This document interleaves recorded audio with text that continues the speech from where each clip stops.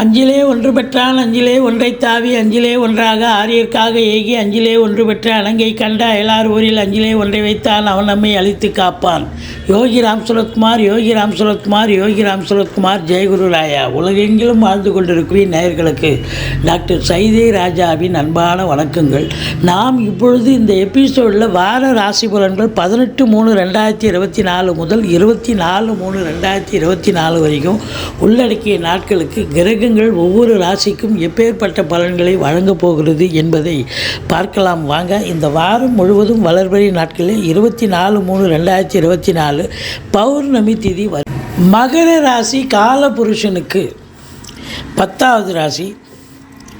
உத்திராடம் 2, 3, 4 பாதங்கள், திருவோணம், அவிட்டம் 1, 2 பாதங்கள் உள்ளடக்கியது. சனி பகவான் ஆட்சி பெறும் வீடு. இப்பொழுது சனி பகவான் கும்பத்தில் ஆட்சி பீடம் மற்றும் மூல திரிகோணத்தில் இருக்கிறார். இந்த மகர ராசிக்கு 7.5 சனி போயிட்டுருக்கு. எல்லாத்துக்கும் ராசிநாதன் ராசியில் வந்தால் சிறப்புன்னு சொல்லுவாங்க. ஆனால் இந்த மகர கும்ப ராசிகளுக்கும் சிறப்பு தான். எல்லா அடிஷனலாக 7.5 சனியை கமிட் ஆகிடும். முதல் ரவுண்டு 19 வயசுக்குள்ளே இருக்கிறவங்களுக்கு தான் கொஞ்சம் பிரச்சனைகள் இருக்கும். 19 வயசுக்கு மேலே இருக்கிறவங்களுக்கு இதுதான் வாழ்க்கை, இதுதான் பயணம், இதுதான் பாதைன்னு ஒரு வழியை வகுத்துட்டு போவார் இந்த சனி பகவான். அப்போது நீங்கள் சங்கடம் தீர்க்கும் சனி பகவானை மங்களம் பொங்க மனமை தருள்வாய் சச்சரவின்றி சனீஸ்வர தேவை இச்சகம் வாழ்க இன்னொருள் தாத்தா. இந்த சுலோகத்தை சொல்லுங்கள். எள்ளெண்ணெய் தீபம் சனீஸ்வர பகவானுக்கு இட்டுட்டு வாங்க சனிக்கிழமை தோறும். மற்றபடி தலைக்கு வர்றது தலைப்பாயிட போகும். பல வரவு சிறப்பாக இருக்கும். நீ உங்கள் அபிலாஷை என்னவோ அது கண்டிப்பாக நிறைவேறும். ஏன்னா மறுபடியும் இந்த சனி பகவான் இந்த இடத்துக்கு வர்றதுக்கு 27 வருஷம் ஆகுங்க. அப்போ அவர் நல்லது தானே செய்ய போகிறார். நிச்சயமாக நல்லது செய்வார். அதுவும் 2ஆம் இடத்துல இருக்கார். குடும்பத்தை அமைப்பார். குடும்பத்தில் பொருளாதார மேன்மை இருக்கும், குடும்ப மேன்மை இருக்கும். ஆனால் கொடுக்கல் வாங்கல் செய்யக்கூடாது. குடும்பத்தில் சண்டை சச்சரவுகள் வரும். எச்சரிக்கையாக இருக்கணும். மற்றபடி உங்களுக்கு 3ஆம் இடத்துல ராகு இருக்குது. கொடுத்து வைக்கணுங்க. இளைய சகோதர பாவம். அதாவது 3ஆம் இடத்துல ராகு இருந்தால், அதாவது உபஜயஸ்தானம் சொல்லக்கூடிய இடம் இல்லையா. அதனால் அற்புதமான ஒரு ராகுக்கு 3ஆம் இடத்துல ஸ்தான பலமாகி போகுது. அப்போ அற்புதமான பலன்களை வாரி வழங்குவார். உங்களை பொறுத்தவரையிலையும் தொழில் ரீதியாக, உத்தியோக ரீதியாக, இல்லை எந்த ஒரு முயற்சி எடுத்தாலும் அந்த முயற்சி திருவினையாக்கும் அப்படின்னு சொல்லலாம். ரொம்ப சிறப்பு. ஆனாலும் கூட 8ஆம் இடத்து அதிபதி 3ஆம் இடத்துல இருக்கார். மற்றபடி இளைய சகோதரிகளுக்கு உங்களுக்கும் கொஞ்சம் பிரச்சனைகள் வரும், கருத்து வேறுபாடு வரும். விட்டு கொடுத்து போங்க. மற்றபடி 4இல் குரு பகவான் மாத்திருஸ்தானம், தாய் வழி சொந்தங்களால் அனுகூலம். வண்டி வாகனங்களை வச்சு பொழப்பு நடத்தக்கூடியவர்களுக்கு நல்ல சவாரி கிடைச்சி நல்ல சம்பாத்தியத்தை பார்க்க போகிறீங்க. ஒரு சிலர் பார்த்திங்கன்னு சொன்னால் அசையா சொத்துக்கள் மூலம் வருமானம் கிடைக்கும்.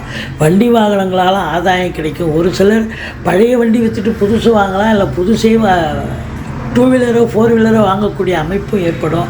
சொத்து பத்துக்களில் இன்வெஸ்ட் பண்ணுவீங்க. ஃப்ளாட் ப்ரமோட்டர்ஸ், பில்டர்ஸ், கட்டிடக் கலைஞர்கள், இடம் வாங்கி விற்கக்கூடிய அன்பர்கள், செங்கல், மணல், ஜல்லி, ஹார்ட்வேர்ஸ் போன்ற பிரிவில் பணிபுரிபவர்கள், விவசாயம் சார்ந்த துறையில் பணியாற்றுபவர்கள், அத்துணை பேர்களுக்கும் அற்புதமான ஒரு காலகட்டம். இதில் ஃப்ளாட் ப்ரமோட்டர்ஸ், ரியல் எஸ்டேட் பிரமுகர்கள், இவங்களுக்கெல்லாம் ஏதாவது ஒரு தொழிலை சம்பாத்தியத்தை பார்க்க போகிறீங்க. பிள்ளைகளுடைய உயர்கல்வி படிக்க வைப்பீங்க. அவங்க என்ன கோர்ஸில் சேரணுமோ சேர்த்து விடுவீங்க. மற்றபடி 4ஆம் இடம் சிறப்பாக இருக்கிறதால பிள்ளைகளுடைய நீட் தேர்வு போன்றவை பார்த்திங்க தயாராக இருப்பாங்க. நல்லா படிச்சுட்டு ப்ரிப்பேர் பண்ணக்கூடிய ஒரு நிலை இருக்கும். பிள்ளைகளுடைய கல்வி சிறப்பாக அமையும். மற்றபடி உங்களை பொறுத்தவரையிலையும் பார்த்திங்கன்னா இந்த 8ஆம் இடத்தை குரு பார்க்கிறார். திடீர் அதிர்ஷ்ட வாய்ப்புகள் தேடி வரும். கடன்கள் வசூலாகும். இன்சூரன்ஸ் பணம் கைமாகி கைக்கு வரக்கூடிய ஒரு காலகட்டம். வாரிசே இல்லாத குடும்பங்களுக்கு உங்களை வாரிசாக நியமித்து அவங்களுடைய சொத்து பத்து நகலிட்டு லிக்விட் கேஷ் உங்கள் பெயருக்கு மாற்றி எழுதக்கூடிய விபரீத ராஜயோகம் வரும். இந்த 9ஆம் இடத்தில் கேது பகவான் இருக்கிறார். அதாவது தகப்பனுக்கும் உங்களுக்கும் கருத்து வேறுபாடு வரும். மற்றபடி வெளியூர் வெளி மாநிலம் செல்லவிருக்கும் அன்பர்கள் உங்களுடைய தஸ்தாவேஜுகளை சரிவர எடுத்து செல்லுங்கள். ஆன்மீகத்தில் நாட்டம் அதிகரிக்கும். பிள்ளையாரை வழிபாடு செய்யுங்கள். எந்த ஒரு சின்ன பிரச்சனையாக இருந்தாலும் ஓரளவுக்கு அது தலைக்கு வருது, தலைப்பாயிட போகும். மற்றபடி 10ஆம் இடம் குரு பார்வையில் இருப்பது என்பது மாபெரும் சிறப்பு. கேட்குற இடத்துல கடனை வாங்கி தொழிலில் போடுங்க. தொழில் அபிவிருத்தியாகும். வங்கிகள், தனியார் துறை, போன்ற அரசின் மூலமாகவோ கூட கடனை வாங்கி தொழிலில் போடுங்க. தொழில் இம்ப்ரூவ்மெண்ட் இன்னொரு பிரான்ச்சு ஓப்பன் பண்ணலாம், இல்லை தொழிலை விரிவாக்கம் பண்ணலாம். எவ்வளோக்கு எவ்வளோ இன்புட்டு போடுறீங்களோ அவ்வளோக்கு எவ்வளோ அவுட்புட்டு கண்டிப்பாக கிடைக்கும். நல்ல சம்பாத்தியத்தை பார்க்க போகிறீங்க. அரசு உத்தியோகம் தனியார் துறையில் இருக்கிறவங்களுக்கெல்லாம் சலுகைகள் கிடைக்கும். சம்பாத்தியம் சந்தோஷமாக இருக்கும்.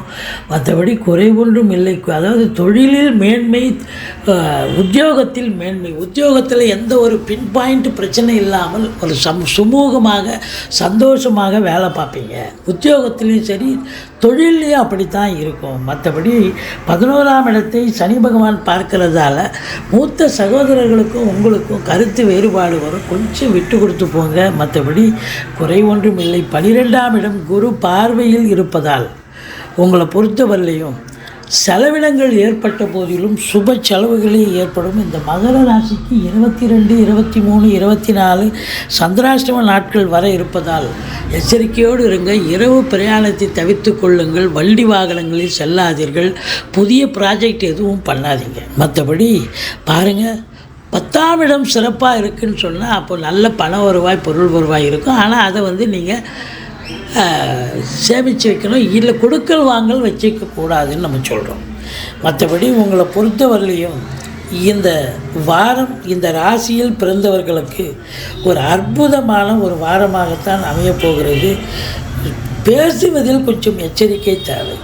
பூர்வீகத்தில் கூட நல்ல தகவல் வரப்போகிறது. ஒரு சிலர் பூர்வீகத்தில் இடம் வாங்க, இடம் விற்க, இல்லை தோட்டம் துறவு வாங்க, வீடு ஆல்ட்ரேஷன் பண்ண, இப்படி ஏதாவது ஒரு வேலை எடுத்துக்கிட்டு போவீங்க. நல்லபடியாக நடக்கும். கேது பகவானை அதாவது கேதுவுக்கு பிள்ளையாரை வழிபாடு செய்யுங்கள். மற்றபடி ஈஸ்வரனை போற்றுங்கள். வாழ்க்கை வளமோடும் நலமோடும் அமையப்போகிறது.